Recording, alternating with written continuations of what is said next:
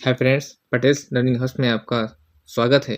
अगर आप CTET exam 2026 की तैयारी कर रहे हैं और मैथमेटिक्स के बारे में थोड़े परेशान हैं, हालांकि हर किसी को मैथमेटिक्स आता है और सीटेट में एनसीईआरटी के मुताबिक ज़्यादा हार्ड मैथमेटिक्स नहीं पूछा जाता, सिर्फ प्लस माइनस सब्सट्रैक्शन मल्टीप्लिकेशन ही पूछा जाता है। लेकिन इसकी प्रैक्टिस कम होने की वजह से एग्ज़ाम में हमको टाइम नहीं पुरता है और इस वजह से हम चंद नंबरात की कमी की वजह से हमारा सीटेट एग्ज़ाम हमारे हाथ से निकल जाता है, रिज़ल्ट हमारे मुताबिक नहीं आता है। तो दोस्तों, एक बात याद रखिए, सीटेट एग्ज़ाम कोई सरप्राइज़ एग्ज़ाम नहीं होता है, बल्कि इसका सबसे बड़ा राज छुपा है पीवाईक्यूज़ में, यानी प्रीवियस ईयर क्वेश्चंस में।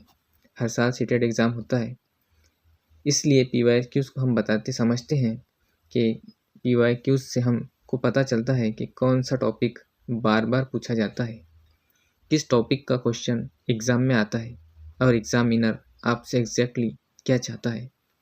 जो कैंडिडेट्स पीवाईक्यूज़ को सीरियसली करते हैं, सीटेट एग्ज़ाम उनके लिए कोई मुश्किल नहीं होता, क्योंकि पीवाईक्यूज़ को करने से आपकी प्रैक्टिस बहुत बढ़ जाती है और आपको टाइम मैनेजमेंट सही तरीके से आ जाता है। दोस्तों, मैथमेटिक्स कोई रटने का सब्जेक्ट नहीं है, मैथ्स समझने का सब्जेक्ट है। अगर आप ये सोचते हो कि मुझसे मैथ्स नहीं होगा, तो मैं आपको बता दूं कि मैथ्स सबसे स्कोरिंग सब्जेक्ट है सीटेट में। बस सही अप्रोच चाहिए, सही क्वेश्चंस चाहिए और थोड़ा सा कॉन्फिडेंस चाहिए। और जब आप पीवाईक्यू सॉल्व करते हो तो कॉन्फिडेंस ऑटोमेटिकली आ ही जाता है। तो चलिए, ज़्यादा वक्त ना ज़ाया करते हुए हम शुरू करते हैं हमारा पीवाईक्यूज़ का सेशन। आपके सामने दिसंबर 2024 का क्वेश्चन पेपर है और ये सेट एच है। इसका मैथमेटिक्स का पोर्शन शुरू होता है पार्ट टू यानी भाग 2 गणित। निर्देश दिया हुआ है, निम्नलिखित प्रश्नों के उत्तर देने के लिए सही सबसे उपयुक्त विकल्प चुनिए। क्वेश्चन है, 9 किलोग्राम में से 7 ग्राम को घटाने पर क्या परिणाम प्राप्त होता है। देखिए, ये भी क्वेश्चन प्लस माइनस का क्वेश्चन है। इसमें 9 किलोग्राम दिया हुआ है, उसमें से 7 ग्राम माइनस करना है। तो ये हम माइनस करते हैं तो हमें फ़ौरन हमारे समझ में आ जाता है। बहुत आसान क्वेश्चन है, तो मक्खन सा क्वेश्चन है। पहली दूसरी क्लास वालों के लिए ऐसा क्वेश्चन होना चाहिए। ऐसा क्वेश्चन है किसका, हमें जैसे ही हम इसको माइनस करते हैं 9 किलोग्राम में से 7.7 ग्राम को, तो ये बचता है 1.993 किलोग्राम। इसका सही ऑप्शन नंबर 4 है। ये लॉजिकल क्वेश्चन है, फ़ौरन हम इसको देख लेंगे कि किलोग्राम में है और यहाँ पे 7 ग्राम में है, तो इसलिए हमने इसको क्वेश्चन आंसर नंबर हमारा 4 सही आंसर है। अगला क्वेश्चन देखेंगे हम।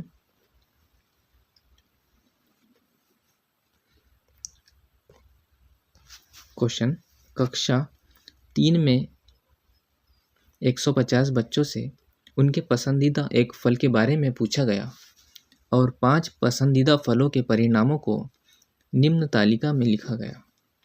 अब जैसे ही हम क्वेश्चन देखेंगे तो इधर हमें फल के नाम नज़र आ रहे हैं और इधर बच्चों की संख्या नज़र आ रही है।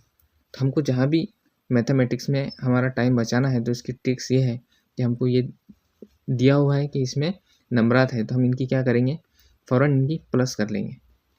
इनको लिख लेंगे और फ़ौरन इनकी प्लस कर लेंगे कि इनकी इक्वल कितनी आ रही है। तो इनकी हमने प्लस की तो इनकी प्लस आ रही है 140।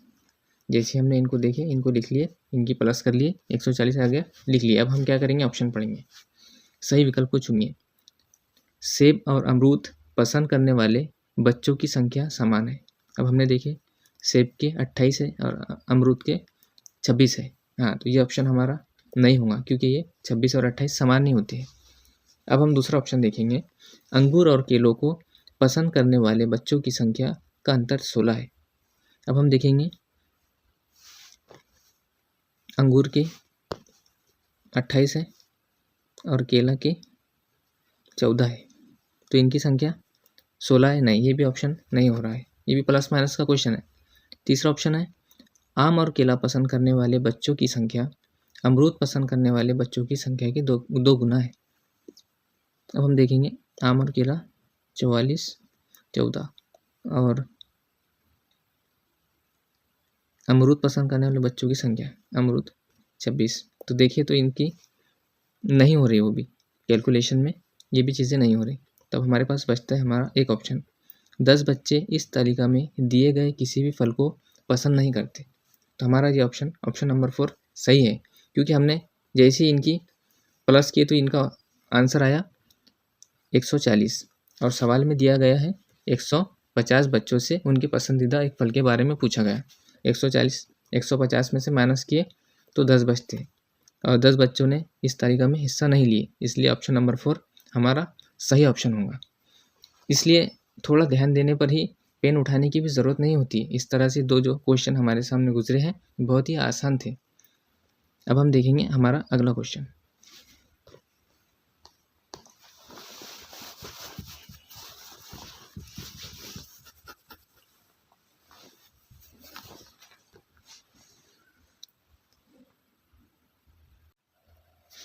अगला क्वेश्चन देखेंगे हम, गणित की कक्षाओं में निम्नलिखित में से कौन सा रचनात्मक आकलन के बारे में सबसे कम उपयुक्त है।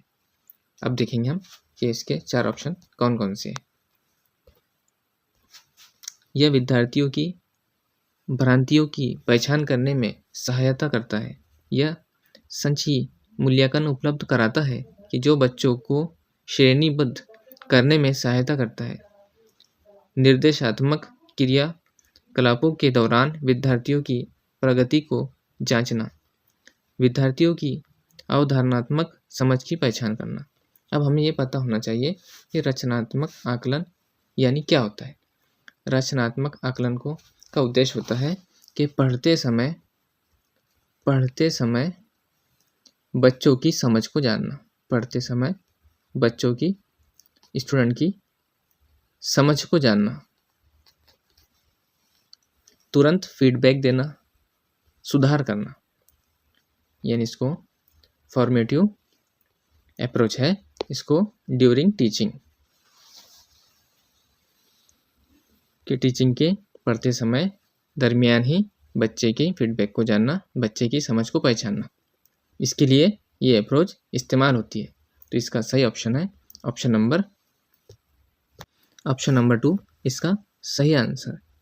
ये संचयी मूल्यांकन उपलब्ध कराता है कि जो बच्चों की श्रेणीबद्ध करने में सहायता कराता है। अगला क्वेश्चन देखेंगे हम, एक व्यक्ति ने अपने बैंक खातों में से किसी महीने की तारीख को ₹4,560 निकाले और उसी महीने में 20 तारीख को 2,566 जमा कराए। यदि महीने के अंत में उसके खाते में 3,125 का धनराशि है तो महीने के प्रारंभ में उसके खाते में कितनी धनराशि रुपए में थी। ये हमने क्वेश्चन पढ़ लिए। अब हम इसको समझेंगे कि इसमें क्या पूछा है और करना क्या है। अब हम देखेंगे कि सवाल में क्या दिया गया है। सवाल में दिया गया है कि 4 तारीख को निकाली गई संख्या कितनी है, 4,560 रुपये है। अब आगे दिया गया है 20 तारीख को हम लिख लेंगे 4x वज़ा निकाले, इसलिए x वज़ा 4,560। अब 20 तारीख को क्या हुआ, 20 तारीख को जमा कराए, 20 तारीख को जमा कराए, x वज़ा 560 जमा कराए। तो यहाँ पर हम क्या करेंगे, प्लस का आइकन डालेंगे, जमा करेंगे। कितने रुपए जमा कर रहा है, 2,566 रुपये, 2,566 रुपये। अब हमारे पास बैलेंस कितना है, बैलेंस बराबर x वज़ा 1,1993। हमारे पास जो बैलेंस है 1993 है। हमने क्या किए, 4,560 में से 2,566 रुपये माइनस किए, क्योंकि इसमें से इतने 4,560 रुपये निकाले गए थे और 2,566 रुपये जमा करवाए गए हैं। अब हमने यहाँ देखे कि उसकी माइनस किए तो ये 1993 आ चुके हैं। अब हम क्या करेंगे, आगे सवाल पढ़ेंगे। यदि महीने के अंत में उनके खाते में 3125 की धनराशि है। तो हमने लिख लिए उनके खाते में 3125 की धनराशि है। तो महीने के प्रारंभ में उनके खाते में कितने रुपये थे। अब हम क्या करेंगे, उसमें जो हमने पहले 4560 में से जो ये माइनस किए 2566 रुपये, वो बराबर आए 1993 रुपये। अब हम क्या करेंगे, इनकी यहाँ पे प्लस करेंगे, 3125 की प्लस करेंगे 1993 में। अब हमने इसकी जैसे ही प्लस किए 3125 में प्लस किए 1993, तो हमारा आंसर आ गया 5118 रुपये। अब हम देखेंगे कि हमारा ये ऑप्शन सवाल के कौन से नंबर में है। तो ऑप्शन नंबर 2 5118 रुपये हमको नज़र आ गया। तो हमारा सही ऑप्शन नंबर 2 5118 रुपये है। हमें इस सवाल में अपनी तरफ से कुछ भी नहीं करना है। जो सवाल में दिए गए थे उन्हें हमको अददों को लिखकर उसको ही प्लस माइनस करना है कि सवाल में हमें क्या पूछा गया है। जो पूछा गया है हमने वो लिखे, उसमें रकम निकाली गई है तो हमने उसको माइनस किए, और उसमें ऐड की गई है तो हमने उसको प्लस की, और उसका प्लस माइनस करके जो हमारे पास आंसर आया है वो हमने ऑप्शन नंबर 2 हमारा सही ऑप्शन है। देखते हैं अगला क्वेश्चन। Question number 35। प्राथमिक कक्षा के एक गणित के शिक्षक ने अपने विद्यार्थी को निम्नलिखित समस्या हल करने को दी। 616 विद्यार्थियों की स्कूल के लिए 28 विद्यार्थियों वाली कितनी कक्षाओं की आवश्यकता होंगी। एक विद्यार्थी ने समस्या को इस प्रकार हल किया। किस तरह हल किया, अब हम देखेंगे कि विद्यार्थी ने कक्षाओं की संख्या निकालने के लिए विद्यार्थी ने इस तरह गणना दिखाई है कि 10, 10, 228, 280, 280, 2, 56 बराबर 616। विद्यार्थी ने समस्या हल करने के लिए योग पर विभाजन की वितरण नियम को यूज किया है।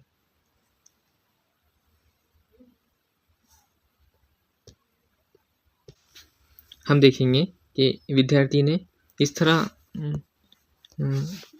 इक्वेशन को हल करने की कोशिश की कि एक कक्षा में 28 विद्यार्थी है, एक कक्षा में 28 है तो 280 10 कक्षा में हो जाएंगे। फिर विद्यार्थी ने देखे कि 10 कक्षा में और 280 स्टूडेंट आ जा रहे हैं, तो फिर इनकी प्लस करके देखे तो कितने हो गए, 560 हो गए।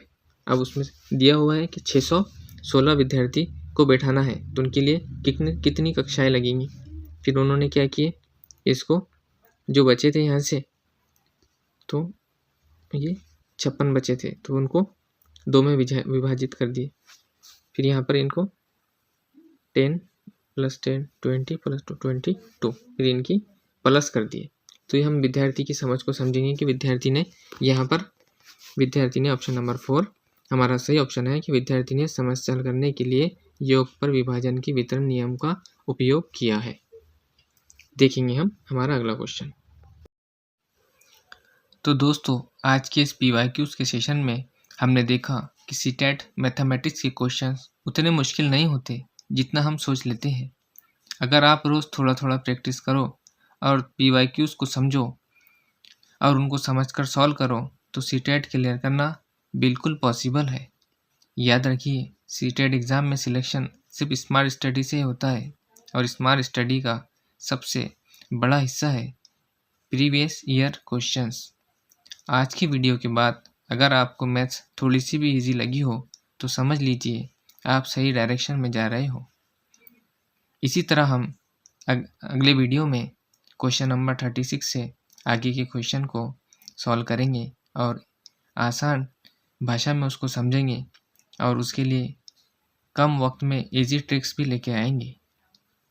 अगर आज का सेशन आपके लिए हेल्पफुल रहा हो तो वीडियो को ज़रूर लाइक कीजिए, अपने दोस्तों के साथ शेयर कीजिए जो सीटेट की तैयारी कर रहे हैं। और आप चैनल पर नए हो या पहली मर्तबा आए हो तो चैनल को ज़रूर सब्सक्राइब कीजिए। मिलते हैं अगली वीडियो में। तब तक के लिए आप अपनी स्टडी जारी रखिए।